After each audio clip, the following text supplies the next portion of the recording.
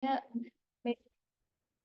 sebuah alat yang baik yang mendukung proses demokrasi, pada kenyataannya media lebih sering berfungsi sebagai alat propaganda bagi kepentingan elit ekonomi dan politik.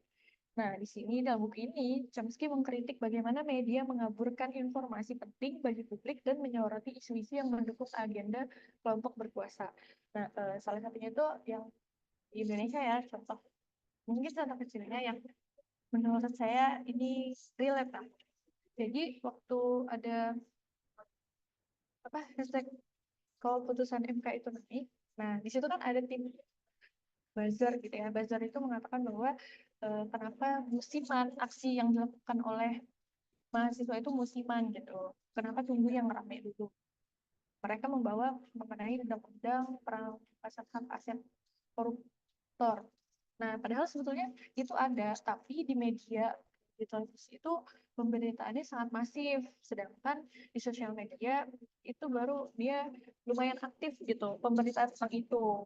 Nah, sehingga itu dijadikan apa ya alat sebuah perbandingan gitu dari buzzer mengenai ini. Karena ini tadi media media media itu juga mencari keuntungan dan bagaimana caranya perusahaan mereka lancar sehingga memfilter berita-berita yang mungkin tidak perlu bagi mereka dikonsumsi publik. Lalu yang kedua adalah manufaktur persetujuan atau menggunakan konsep manufacturing concept, concern. Nah, atau bagaimana persetujuan publik terhadap kebijakan negara dibentuk itu melalui media. Yang tadi media itu disuruh misalnya kita nggak boleh di media-media seperti televisi atau koran yang melalui perusahaan besar gitu ya. Mereka memfilter misalnya bagian ini rawan rawan dikritik atau rawan takutnya tidak tidak menguntungkan malah jadi ini akhirnya mereka memfilter sedemikian rupa yang menurut mereka oh ini sudah mendingan baru informasi itu diberitakan tapi melalui branding yang menurut mereka ya tidak mau sensitif. Nah, di sini dalam buku ini Chomsky menjelaskan bahwa media besar yang sering dimiliki oleh korporasi besar cenderung mendukung agenda pemerintah dan korporasi. Sehingga para perusahaan besar media ini juga tadi demi mereka berbisnis kan, mereka mendapatkan keuntungan juga. Jadi seharusnya lembaga media itu yang kita harapkan bebas dan independen ternyata enggak sepenuhnya independen gitu, enggak sepenuhnya bebas, tapi mereka juga menginginkan adanya keuntungan dan relasi gitu, relasi pada pemerintah. Nah, media menggunakan berbagai strategi termasuk seleksi berita dan penyaringan informasi untuk membentuk pandangan masyarakat yang sesuai dengan kepentingan kelompok elit. Nah, jadi biasanya kita sering banget gitu kan melihat suatu berita turun terus pasti dan selalu menjadi terbagi menjadi ada antara pro dan kontra mengenai suatu hal karena memang sebetulnya yang dicari dari turunnya sebuah berita bisa aja mengalihkan fokus gitu kan mengalihkan fokus. Kita harus misalnya membawa masyarakat berpikiran bahwa eh, politik identitas itu nggak diperlukan atau mengiring masyarakat untuk berpikir bahwa siapa misalnya itu seorang teroris itu sangat mudah melalui media. Lalu yang ketiga adalah media, perang, dan kekuasaan. Nah, dalam buku ini Chomsky membahas peran media dalam mendukung perang dan kebijakan militer. Nah, dalam buku ini sebetulnya dalam di awal-awal itu pemerintah bisa membuat rekayasa opini. Rekayasa opini yang membuat masyarakat yang takut akan perang menjadi ingin berperang gitu. Ya, di sini Chomsky dia menyoroti bagaimana media seringkali mempropagandakan narasi pemerintah tentang perlunya tindakan militer sambil menekan informasi yang dapat memunculkan oposisi terhadap perang. Contohnya, salah satu contoh kecilnya misalnya waktu aksi mahasiswa gitu. Terus ada kan biasanya tindakan aparat tuh yang apa mukul mukul pendemo gitu. Nah, itu kan difilter di berita biasanya akibat mahasiswa ricuh jadi mereka ya dipukulin kayak gitu gitu jadi apa nih Jadi para polisi itu misalnya ngambil tindakan untuk terus salah dua lagi contohnya yang baru-baru ini adalah di mana masyarakat bukan masyarakat adat, di mana masyarakat yang menjaga lingkungan sekitarnya itu dipukulin sama aparat. Nah, kalau di berita kan pasti eh, nulisnya karena masyarakat ini menghalangi pemerintah bla bla bla bla. Padahal mereka hanya mempertahankan ruang hidup mereka, tapi mereka mendapat kekerasan gitu kan oleh aparat. Salah satu contohnya. Nah, kalau di buku politik media politik kuasa media ini, di sini tentunya yang dibahas adalah termasuk Perang Vietnam dan intervensi Amerika Serikat di Amerika Latin. Media di sini dilihat sebagai alat kekuasaan yang membantu legitimasi imperialisme. Lagi-lagi saya bilang di buku ini banyak menceritakan sejarah perang gitu. Dia ngambilnya dari bagaimana perang itu berlangsung dan bagaimana media menanggapi perang.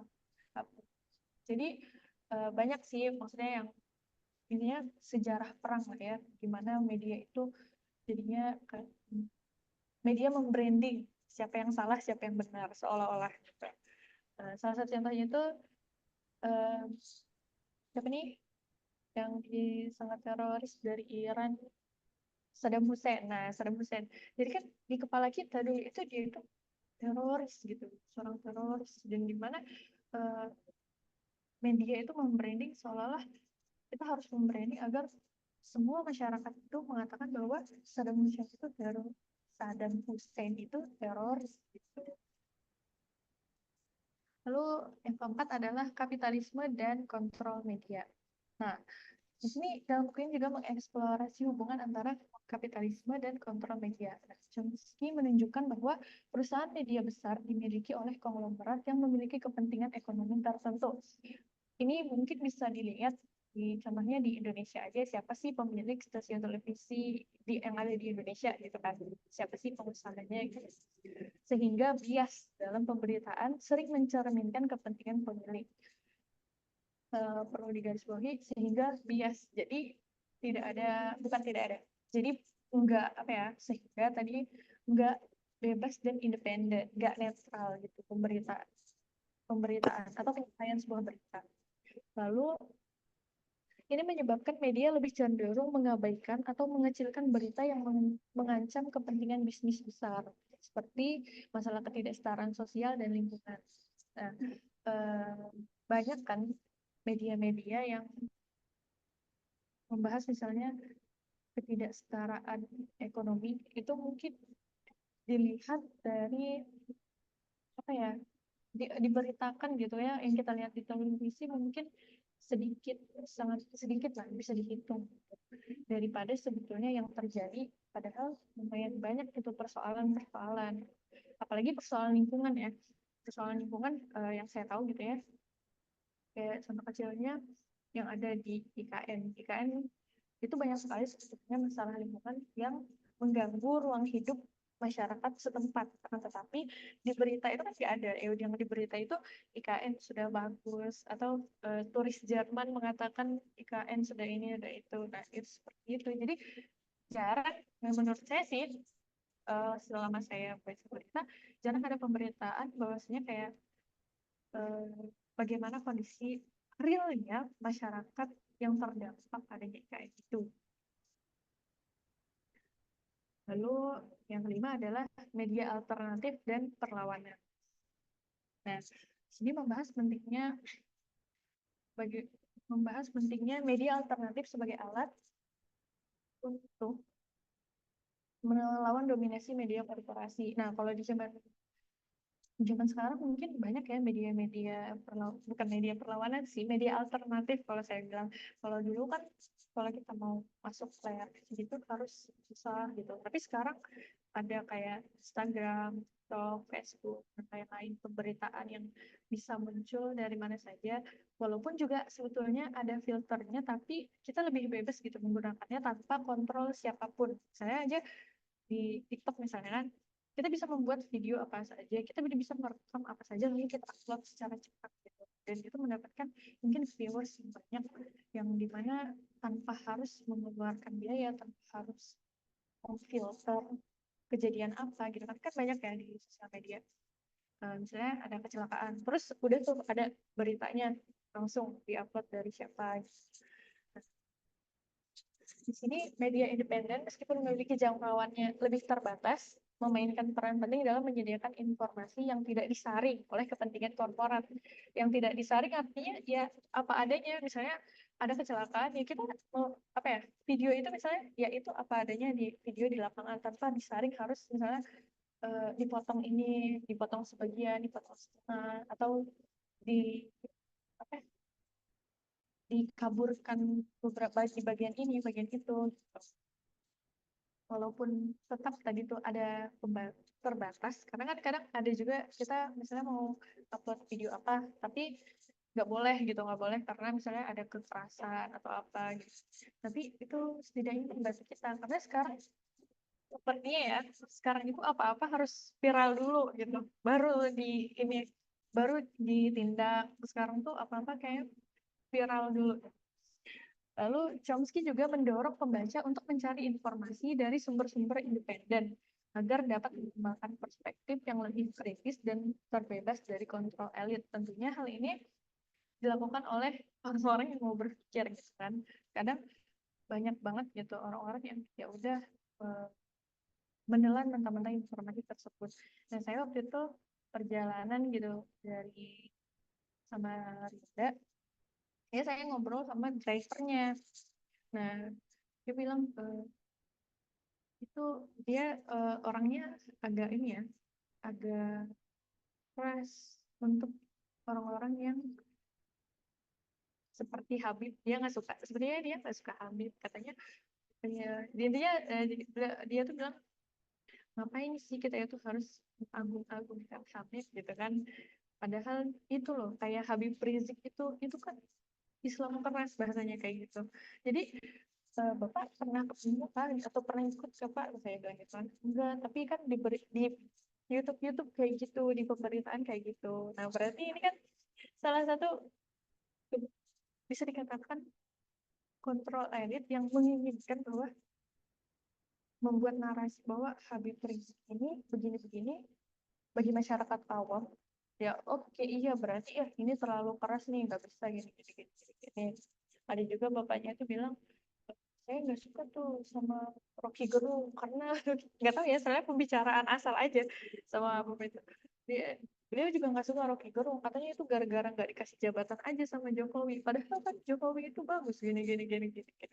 Jadi kan ternyata di masyarakat awam ya media itu yang diberitakan berhasil gitu. Nah, saya saya menyimpulkan bahwa saya secara keseluruhan buku dari politik kuasa media ini menawarkan kita dan mengajak kita untuk menganalisis bacaan atau informasi secara mendalam mengenai bagaimana media dalam masyarakat kapitalis dapat berfungsi sebagai alat kekuasaan yang membatasi demokrasi dan mengontrol informasi untuk kepentingan segelintir elit. Salah satu contohnya lagi ini ya, karena masih September, jadi kan kasus Munir istilahnya itu sudah 20 tahun tanpa diusut oleh pemerintah secara jelas. Nah, ini merupakan salah satu contoh media. Padahal kan katanya, aduh kalau bahasa para anak-anak aktivis itu September hitam. Nah, di situ kan banyak sekali kejadian-kejadian yang mungkin tidak diberitakan. Itu kan terjadinya di apa ya? Sudah berapa? 20 tahun yang lalu saat zaman Soeharto. Mereka kan pemberitaannya memang di apa ya? Dicengkram untuk gak usah memberitakan tentang itu. Justru malah pemberitaan tentang aktivis-aktivis yang hilang itu ramainya itu malah di media sosial. Nah, sehingga kita harus menurut saya ini apa ya, saran kita harus cermat dalam menerima sebuah berita, entah itu memang informasi yang kita perlukan ataukah isinya manipulasi atau malah hoax. Mungkin itu yang dapat saya sampaikan ya untuk teman-teman. Terima kasih yang sudah menyempatkan waktunya. Sangat sangat diharapkan ada tanggapan, saran, dan mungkin sharing mengenai hal-hal yang berkaitan sangat diperbolehkan. Mungkin itu dari saya. Terima kasih. Saya kembalikan ke moderator. Masya Allah. Saya mendengar penjelasan Kak Adel sangat-sangat memantik. Ini kayaknya mungkin ini hasil dari perjalanan panjang pemikiran Kak Adel, Masya Allah ya. Membuat kita, wah ini beneran gak sih? Tapi sebelum kita ditemukan dengan salah satu buku ini yang mengajarkan atau sedikit menampar plak, menampar kita dengan realitanya, menggambarkan realita itu sepertinya seperti ini loh gambarnya. Kemudian ada yang komen nih di kolom komentar, Muslim yang taat itu radikal. Nah, radikal ini apakah disudutkan sebagai salah atau tidak salah gitu. Nah, ini perlu diperjelas dulu. Karena taat kan baik gitu kan. Betul. Jadi eh, sebenarnya statement-statement yang seperti ini yang perlu kita buktikan kembali sebenarnya maksud dari statementnya apa. Seperti itu. Nah, mungkin saya sedikit menanggapi Kak, Kak Adel mohon izin sebelum kita buka sesi diskusi dan sesi tanya. Menarik eh, dari perkataan Kakak yang Kakak sampaikan itu viral dulu urusan viral dulu iya benar banget ketika melihat ya kayak akhirnya memantik tendensi orang banyak gitu ya dan disepakati orang banyak. Salah satunya contoh kecil aja ya buat bukan yang sesuai masalah politik yang sekarang itu apa ya loli ya. Astagfirullahaladzim. Astagfirullahaladzim itu sangat-sangat yang viral itu kan sesuatu yang ketika dia teriak gitu kan kayak oh ini ada apa sebenarnya padahal sesuatu tidak begitu berat seperti yang masalah politik atau UUD yang tiba-tiba ada kesepakatan gitu ya. Itu udah memantik aja kita kayak ingin menyalahkan satu pihak gitu atau ingin menyudutkan satu pihak. Tapi setelah saya sendiri yang menelusuri, ternyata emang media ini sebrutal itu, astagfirullahaladzim, seganas itu membungkus semua berita-berita. Bahkan apalagi yang punya kapasitas pemahaman atau kapasitas informasi yang lingkupnya kecil. Nah, ini mungkin menjadi catatan untuk kita semua, menarik untuk memantik kita, wah ini saya ingin bertanya ini nih, atau ini Alhamdulillah sudah ada Kak, dari Kak Putri Halimah, dari Palembang. Masya Allah. Salam dari Sulawesi Kak, dari Palu. Dari Palembang, ini bertanya Kak Adel. Media sebagai alat untuk membentuk opini umum. Nah, kenapa ya sebelum pemilu kemarin pemberitaan 02 rata-rata negatif kayak asam sulfat Masya Allah, untuk ibu hamil ya itu harusnya framing-framing itu menurunkan kredibilitas 02 tapi faktanya dia berhasil meraup suara rakyat. Apakah karena akar rumput nggak paham faktanya, sehingga ketenaran 02 yang diingat malah namanya, bukan kasus demi kasusnya. Kalau boleh nanti ditanggapin mungkin apa faktor yang membuat sebenarnya masyarakat itu memicu sehingga percaya walaupun belum menelusuri sebegitu dalam, ya mungkin boleh digambarkan. Kami persilahkan kepada Kak Adel mungkin menanggapi. Ada kami atas pertanyaannya. Langsung mungkin bisa saya tanggapi sambil cerita aja ya. Sekalian kan kita review santai ya. Nah, jadi sebenarnya kenapa sih 02 itu bisa meraup suara yang begitu banyak gitu kan. Nah, kalau kan Indonesia kan luas banget gitu. Luasnya banget. Nah, karena saya tinggal di kampung, jadi kebanyakan di kampung-kampung itu terutama orang tua yang dimana mereka itu nggak paham. Mereka ini melihat sosok Prabowo karena udah berapa kali calon ya, 3 kali. Nah, 3 kali calon dan dia kan nggak menang-menang. Jadi yang lebih familiar kampung-kampung itu ya Pak Prabowo. Nah, sedangkan kan dia menggandeng sosok muda. Juga banyak ternyata pemerintahan-pemerintahan yang kayak, oh kalau kita mengangkat sosok pemuda, berarti peran pemuda ini akan lebih masif ke depannya. Karena sebelum-sebelumnya kan yang menjadi pimpinan misalnya kayak gitu, itu sosok yang tua gitu, sosok-sosok yang sudah tua. Nah, dengan adanya sosok muda ini, mereka mengatakan ada beberapa apa sih namanya? Kalau saya sebutnya aliansi ya, aliansi yang memang mendukung majunya Gibran gitu kan, majunya Gibran ke menjadi wakil presiden Indonesia karena itu mereka membuat narasi yang dimana peran pemuda itu sangat penting dan dengan memilih Gibran kita akan lebih leluasa sebagai pemuda karena kita sudah memiliki wakil muda di pemerintahan. Nah, lalu mengenai asam sulfat gitu kan, asam sulfat ini kan media yang branding itu, entah itu media independen karena saya nganggapnya gini, selama kemarin kampanye itu menurut saya itu bagaimana individu menilai, karena di media tentunya media itu lagi-lagi berpihak pada siapa gitu.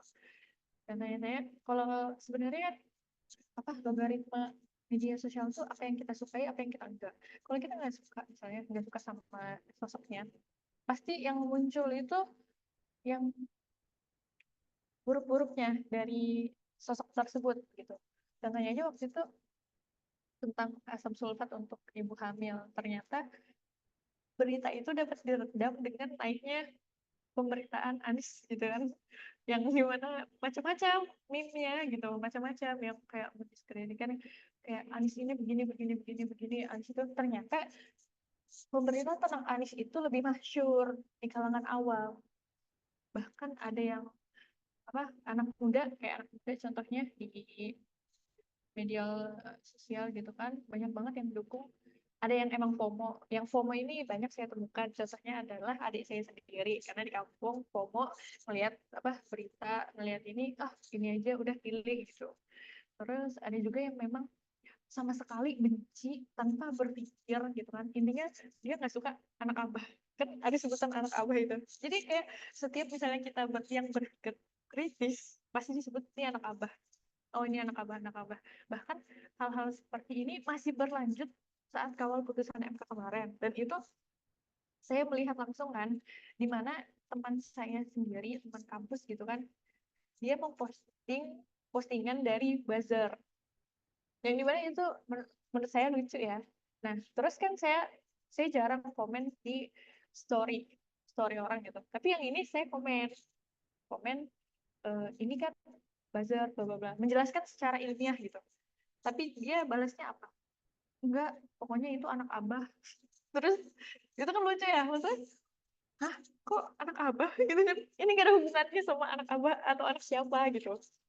Terus saya jelasin lagi, aman kok, ini bukan tentang anak abah atau anak siapa, tapi bla bla bla bla. Terus balasannya lagi apa? Aku nggak ngurusin kayak gitu sih, intinya aku nggak suka banget sama anak abah kayak gitu. Udah kayak ih capek. Karena emang kalau orang-orang kayak gitu emang bebal gitu. Di satu sisi sosok Prabowo itu sangat masyhur, langsung aja ya, secara garis besar intinya untuk menanggapi pertanyaan Bapak tadi, secara garis besar di kalangan orang tua Prabowo itu sangat masyhur karena terus ditambah pemberitaan kan tadi sesuai algoritma. Jadi kalau dia suka sama ini, pemberitaan tentang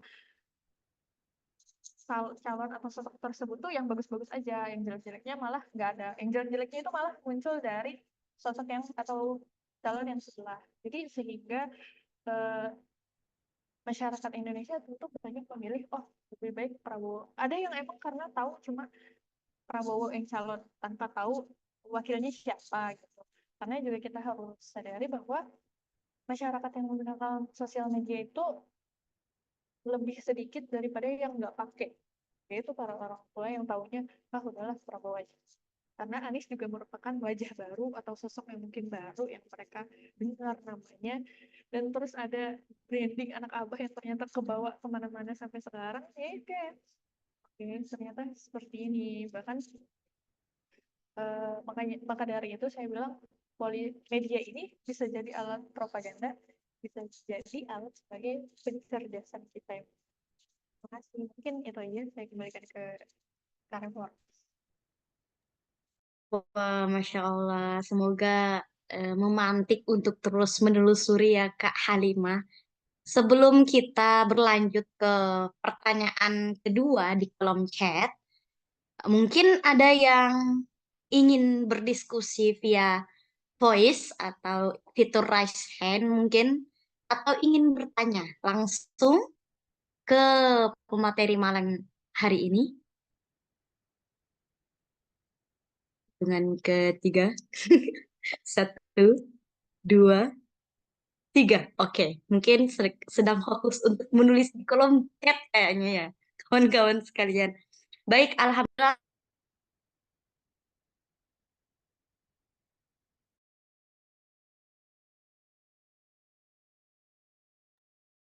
Maaf. Oke, pertanyaan kedua Kak Adel dari Kak Putri Halimah. Saya ingat kasus pembubaran FP tit disensor dan HT tit ada sensornya. Penggiringan opini oleh media, dibubarkan pemerintah, radikal, dan lain sebagainya. Padahal faktanya cuma dicabut badan hukum perkumpulan. Artinya nggak ada SK, nggak ada SK aja dari pemerintah.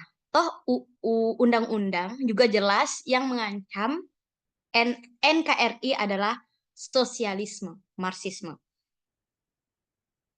Bukan ide Islam, tapi efeknya sampai sekarang jadinya umat Islam yang nggak moderat versi Barat langsung dituduh radikal dan radikal. Nah, ini tanggapan atau jawaban Kak Adel itu bagaimana? Silahkan Kak Adel. Karevor, dan terima kasih kembali kepada Mbak Putri. Terima kasih tanggapannya. Mengenai hal ini, kenapa gitu kan malah yang kalau kita harus mengenai ini dulu, HTI dan apa tadi, HTI dan FPI gitu kan yang dibubarkan. Karena itu tadi branding media itu membrandingkan bahwa ternyata eh, orang Islam itu kalau yang nggak sesuai dengan apa yang mereka inginkan itu mengancam mengancam Pancasila. Ada kan narasi-narasi yang dibuat kayak FPI mengancam Pancasila, FPI tidak sejalan dengan Pancasila dan lain-lain. Nah, itu karena memang brandingnya seperti itu. Yang tadi saya bilang, banyak kan yang pro terhadap misalnya Habib Rizik karena kasus 212. Tapi banyak juga masyarakat awam yang ternyata termakan oleh berita-berita yang disajikan di layar kaca kayak televisi gitu, yang bahkan di YouTube gitu. Karena apa ya, banyak banget narasi-narasi yang tadi media dibentuk untuk menyamakan perspektif untuk kepentingan mereka. Mereka di sini ya itu ya oknum-oknum lah situ. Gimana? Jadi ya tadi saya ketemu sama bapak-bapak driver gitu kan, yang bilang itu Habib Rizik itu Islam keras, Islam keras katanya, Islam keras, dia tuh ini pengen gitu, padahal nggak bisa kan mbak kayak gitu katanya. Nah karena saya ini kan, kalau saya tuh ketemu orang itu saya pura-pura oh iya ya pak gitu. Jadi tambah mancing, oh jadi gimana, kadang mancing juga kayak gimana jadinya Pak, harusnya iya harusnya memang FPI itu dibubarkan karena itu mereka perkumpulan kayak gitu tuh terlalu keras. Mana bisa kita di Indonesia ini Islam yang terlalu keras katanya, kita ini Pancasila Bhinneka Tunggal Ika, kita ini bukan dinasti ya kerajaan Islam katanya, jadi harus begini begini. Jadi kadang oh berarti branding sosial media yang dilakukan oknum ini berhasil untuk merangkul masyarakat awam pun perspektifnya jadi sama seperti mereka. Lalu lagi itu kan FPI. Lalu ada juga yang sepakat dan bahkan mungkin masyarakat awam, ini bapak saya sendiri ya, bapak saya sendiri tuh suka nonton YouTube waktu itu tentang bahas 212. Nah, jadi itu kan nonton YouTube tuh sendiri gitu. Nah, marah-marah sendiri gitu. Saya dengerin kan, ngapain sih orang tua ini? Terus ternyata ini nah, masa dia ini Habib Rizik dibilang begini, begini, begini. Padahal kan itu Habib. Nah, jadi pada intinya dengan adanya FPI dan pemberitaan media itu memecah umat Islam itu sendiri gitu, memecah pandangan umat Islam sendiri bagi mereka yang apa mencintai habaib gitu, mencintai Habib Rasulullah pasti bakal kontra dengan itu. Tapi mereka yang merasa oh ini Islam ini memang terlalu keras, nggak bisa ini, mereka akan pro dengan pembubaran FPI karena sebetulnya ketakutan dari oknum-oknum luar itu adalah ketika umat Islam itu bersatu, apalagi masyarakat Indonesia. Mereka kayaknya seluruh dunia itu takut kalau masyarakat yang beragama Islam di Indonesia itu bersatu. Lalu HTI lagi. HTI ini kan juga dibubarkan setelah. Nah, saya punya teman kebetulan ikut di kajian itu, kajian HTI. Yang dimana dia juga menceritakan gitu kan, memang katanya fokusnya itu membahas kajian-kajian politik dan ini yang memang memang apa ya, memang menginginkan untuk pemerintahan di Indonesia ini harusnya dijadikan seperti zaman sahabat gitu kan, yang mengedepankan aturan Islam. Dan tapi kan lagi-lagi tentunya hal itu pro kontra dari berbagai perspektif dan sudut pandang. Sehingga branding media mengenai HTI ini adalah HTI ini ingin merebut kedaulatan bangsa Indonesia.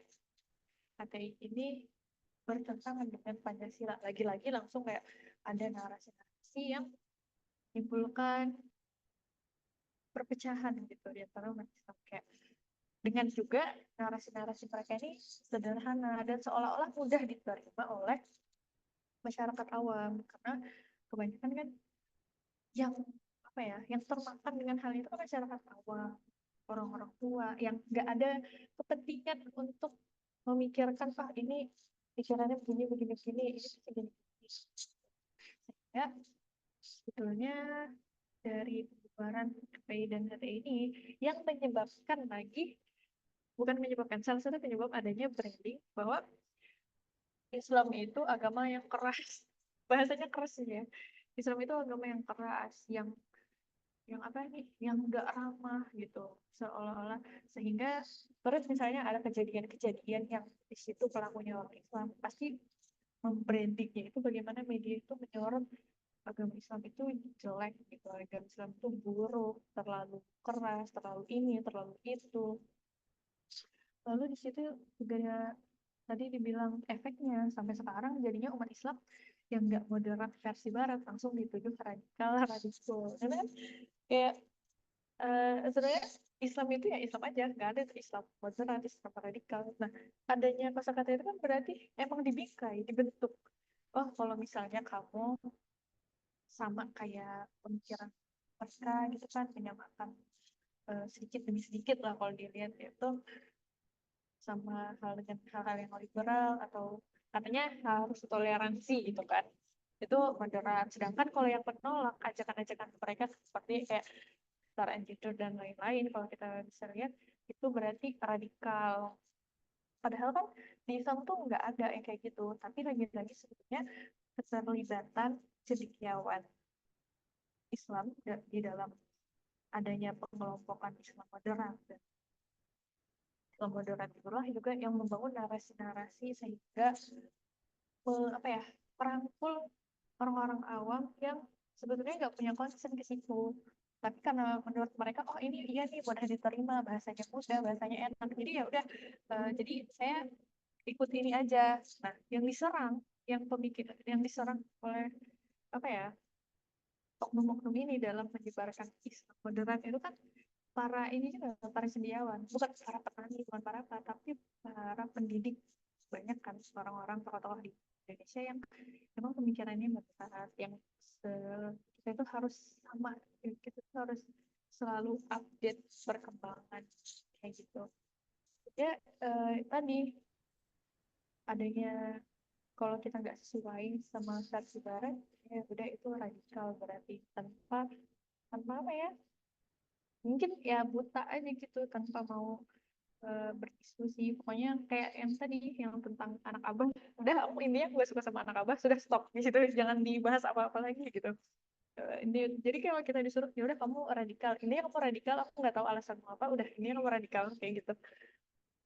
Sebenarnya banyak sih efek-efek dari media itu yang diambil, ya diambil aja langsung.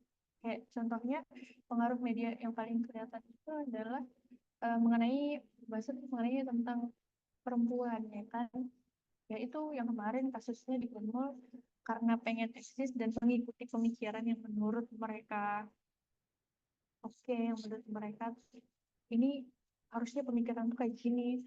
Itu yang tentang berita penggunaan hijab gitu kan. Jadi kayak gitu-gitu sebenarnya menyerang mereka yang apa ya, yang kurang konsen lah terhadap suatu isu. Kayak yang penting ini mudah diterima, bahasanya nggak terlalu berat. Kalau kata orang-orang tuh bahasa baik, karena biasanya bahasanya kan emang berat-berat gitu. Jadi mereka mencari yang bahasanya enak aja. Oh, maksudnya begini. Tanpa berdiskusi lebih lanjut sama yang memiliki apa ya, memiliki pengetahuan atau yang memiliki otoritas untuk menjelaskan hal tersebut. Ya, branding-branding media ini yang menyudutkan sebetulnya, yang menyudutkan atau mengotak-kotakan dan mengelompokkan. Oh, kamu masuknya Islam moderat, oh kamu Islam radikal, oh kamu nggak mau nih sama kamu terlalu radikal gitu. Mungkin itu sih Mbak, terima kasih. Masya Allah. Semoga memberikan kejelasan, Masya Allah, atau sedikit gambaran, atau bahkan bisa menjadikan wasilah ya. Oh ternyata,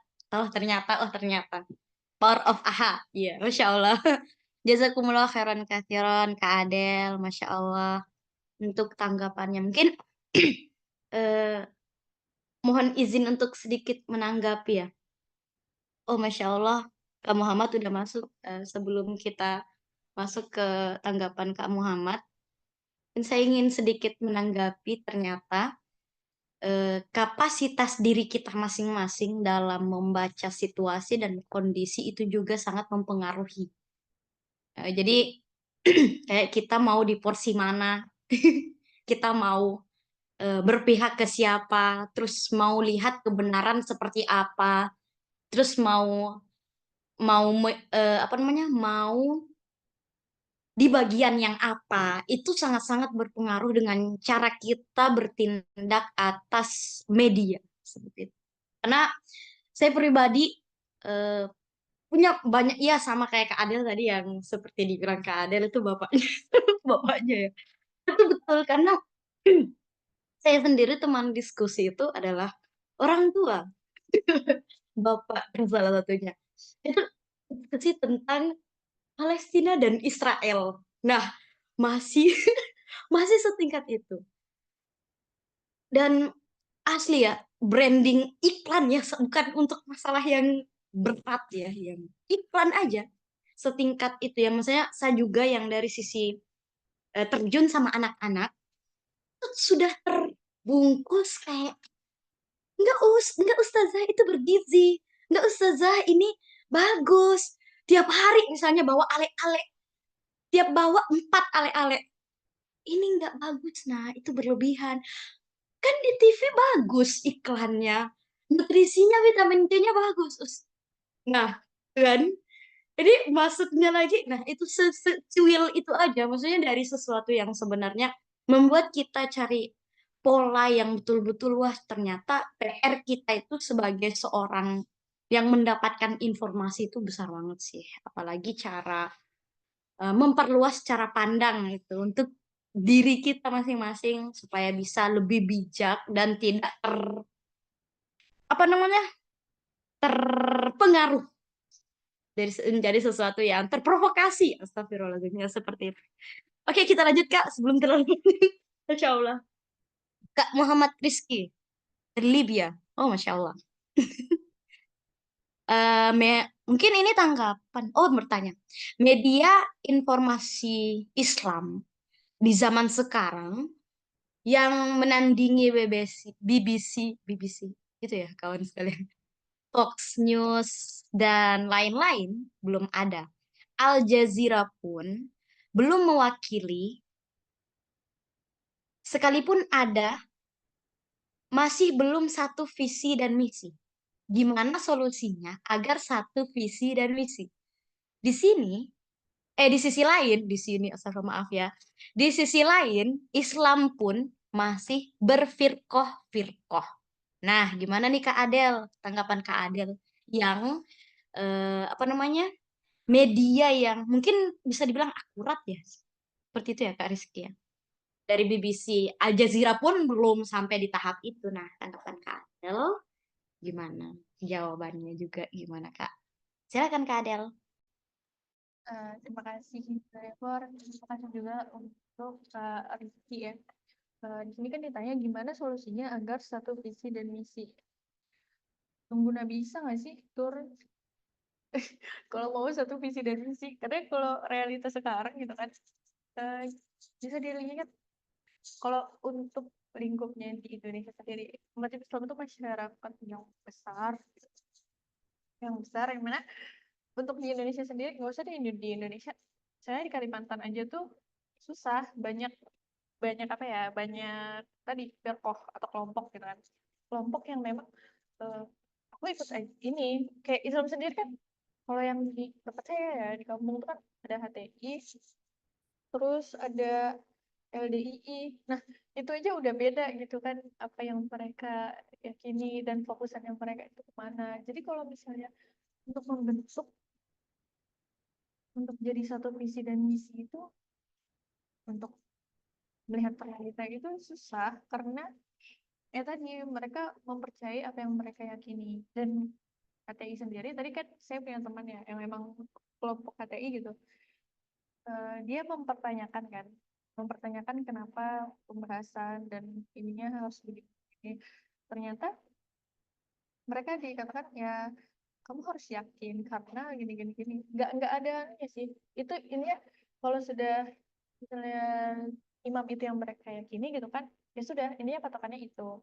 Nah, di lain firqah lagi misalnya di LDII, apa yang menjadi keinginan mereka nggak bisa disatukan. Jangankan satu visi misi keseluruhan, misalnya dua kelompok aja mungkin susah, apalagi di Indonesia gitu kan.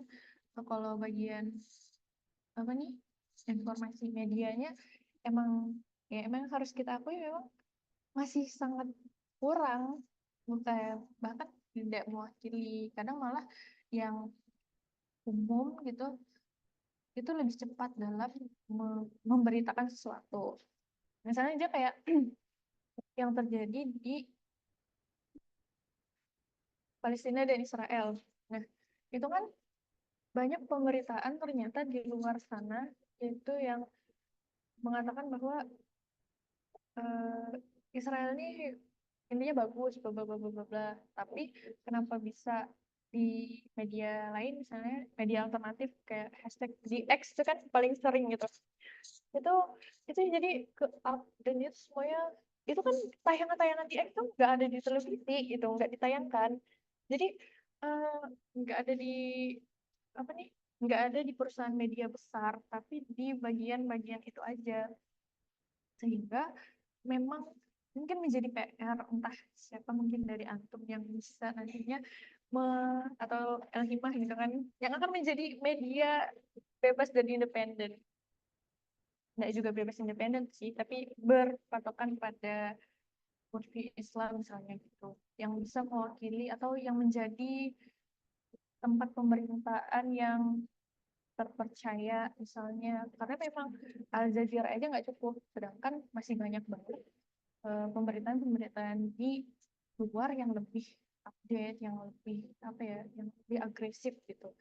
Nah, selain itu juga untuk menyatukan visi dan misi, kadang satu visi dua kepala aja susah, apalagi banyak kepala, sehingga saya rasa ini dimulai lagi dari kayak kelompok-kelompok diskusi mungkin untuk menyamakan visi.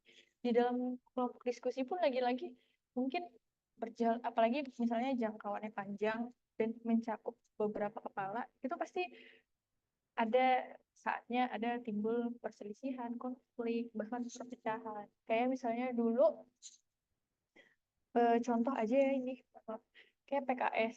PKS kan dulu apa ya, bisa dibilang bagus lah dulu awal mula ketika terbentuknya partai tersebut. Tapi lama-lama kan makin makin kesini, kok kayaknya ada beberapa orang gitu ya yang saya tahu keluar dari partai tersebut karena menurut mereka sudah beda.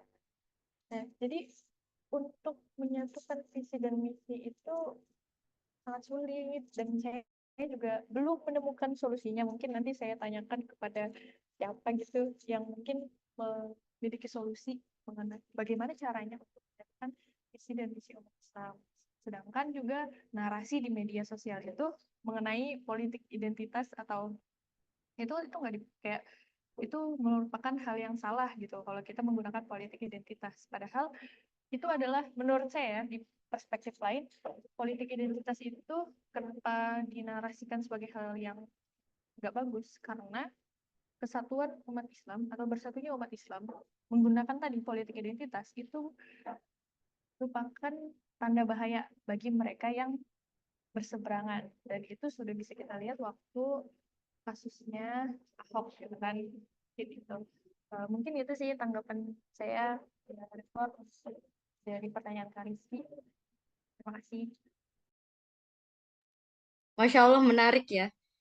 Kalau jazakumullah khairan katsiran Kak Adel. Kalau kalau boleh sedikit memberikan gambarannya untuk satu visi dan misi berarti dua ya. Kita mohon izin untuk seperti menggambarkannya, bukan workshopnya kayak gitu kan. Kayak izin menggambarkan aja sih. Kayak, ini seperti ibarat eh, kalau makan bubur itu tim aduk dan diaduk. Yang satu misinya yang diaduk, yang satu yang nggak diaduk. Terus tuh mau, enggak, kamu harus diaduk. Enggak, kamu harus itu seperti ibaratnya seperti itu sih. Tapi ujungnya mereka akan mendeskripsikan rasa, oh ternyata rasa bubur itu ada tekstur apa namanya, apa daging mungkin ya, atau ternyata kalau pakai kerupuk sensasinya seperti ini. Sebenarnya pada akhirnya mereka akan mendeskripsikan masing-masing seperti itu dengan cara mereka masing-masing. Seperti itu kayaknya eh, seperti kita lihat ya, keberagaman itu salah satu bagian dari rahmat Allah. Jadi mungkin tugas kita bagaimana bisa menyeimbangkan mungkin ya antara visi-visi agak anu ya tim, tim bubur dicampur sayur lodeh. Mau ini ini spek apa ini? Masya Allah. Ini kasta apa ini? Masya Allah. Ini baru sih luar biasa. Itu sih kakak. Mungkin ada yang ingin menanggapi lagi sebelum kita tutup. Alhamdulillah kita sudah berjalan sekitar 1 jam ya Kak Adel ya. Masya Allah. Luar biasa. Ada lagi mungkin di sesi akhir kita sediakan satu penanya mungkin atau satu orang yang ingin menanggapi.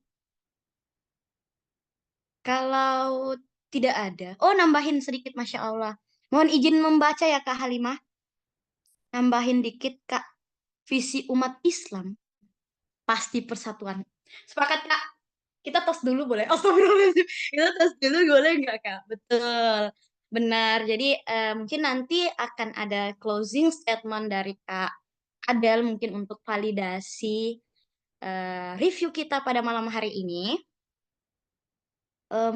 Hanya misinya kata Kak Halimah, hanya misinya aja yang beda-beda, Masya Allah. Ada yang masuk parlemen, apa sih Ref? Astagfirullah. Parlemen, ada yang pendidikan dan politik, tepat sekali. Jadi kita akan saling melengkapi dari berbagai multidisiplin bidang, multidisiplin ilmu maupun segala sesuatu. Jadi eh, prosesnya itu yang menjadi apa namanya, yang menjadi penopang utama sih. Jadi kalau kita saling bertengkar, terus kita saling membenarkan maksudnya saling membenarkan sendiri, itu sebenarnya tidak baik. Kita kembali aja sih dari konsep kayak perbedaan itu rahmat. Nah, jadi kita menjaga rahmat ini gimana caranya gitu. Mungkin untuk sesi terakhir kita persilakan kepada Kak Adel untuk memberikan mungkin deep point ya, mungkin apa sih? Iya, closing statement yang memberikan kita pemantik supaya bisa memperluas cara pandang kita. Kami silakan 1 menit 2 menit boleh Oke, silakan. terima kasih kepada Kak Rever ya. Jangan deep, kayak ini apa tadi deep mind itu kayaknya closing statement aja. Tadi di era sekarang yang makin banyak pilihan.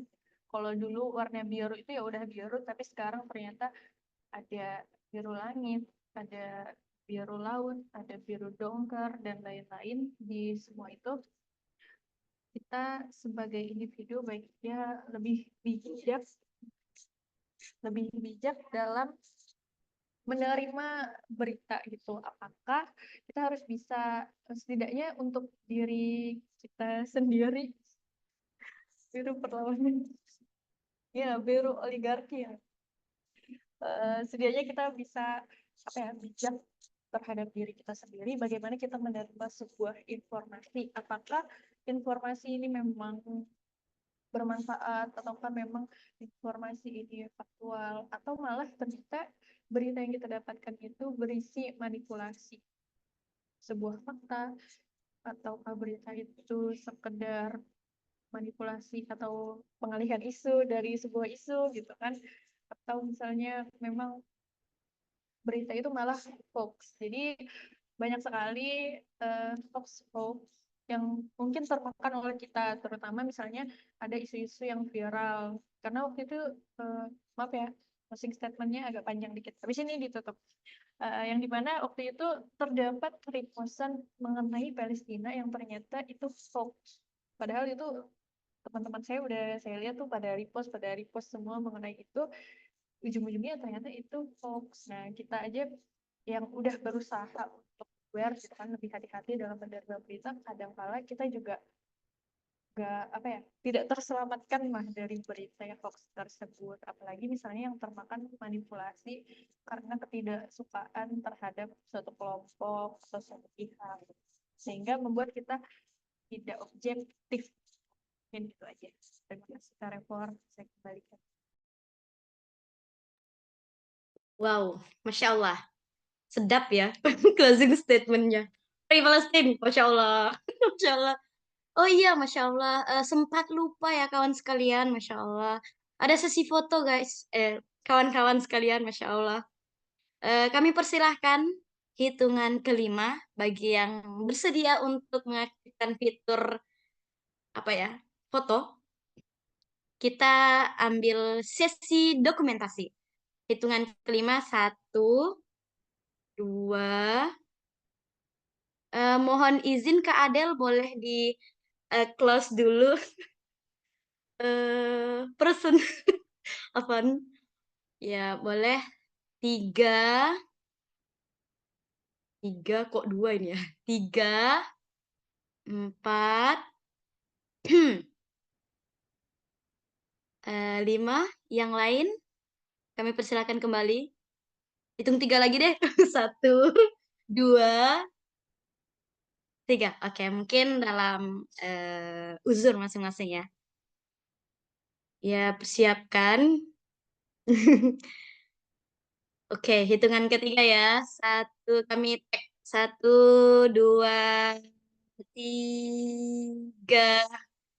Oke, kita pakai gestur boleh? Think right, shine bright. Oke. Oke. Aduh, ini gimana buat ngetek? Astagfirullahaladzim. Oke, oke. Aduh, gimana ya? Capek. Astagfirullahaladzim. Siapa yang bisa? Oke, aku nggak pakai gestur ya. Ke 1, 2, 3. Oke, terima kasih kawan-kawan sekalian. Mohon maaf atas segala kesalahan. Sampai bertemu kembali di review buku selanjutnya. Nanti, kawan-kawan sekalian boleh lihat info-infonya di Instagram El Himah Official. Dan masih akan ada kegiatan-kegiatan kita yang